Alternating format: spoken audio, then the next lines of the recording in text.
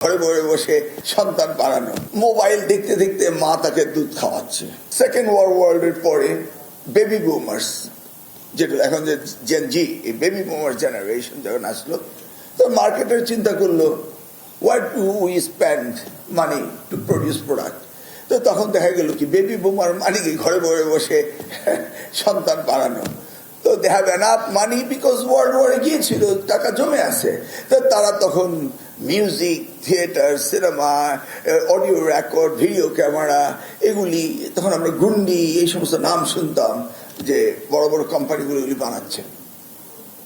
এটা জাস্ট কোথায় চলে গেল?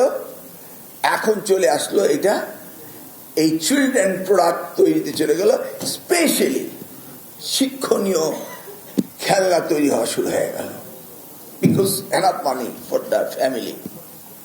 এতে কিন্তু ওয়েস্টার্ন কান্ট্রি এই নিউ জেনারেশন গুলো তারা স্মার্ট হতে শুরু করলো। You see the point? They have money, they won't invest. Where? For their grandsons. তো সেই জায়গাটিতে মার্কেটের অ্যাডভান্টেজ নিল, আর অ্যাডভান্টেজ জেনারেশন হয়ে গেল আজকে আমাদের নিউ জেনারেশন। কিন্তু আমরা তো সেই জায়গায় যেতে পারছি না, ওটা না এনাফ মানি। আমরা তো খেলাধুলার ওই নতুন অত্যাধুনিক টয়, যেটা এখন মোবাইল দেখতে দেখতে মা তাকে দুধ খাওয়াচ্ছে, সেখান থেকে মোবাইলে গেমে চলে যাচ্ছে, সেখান থেকে ইনোভেশনে চলে যাচ্ছে। তারা এখনই তারা এআই সম্পর্কে তাদের ধারণা হয়ে যাচ্ছে।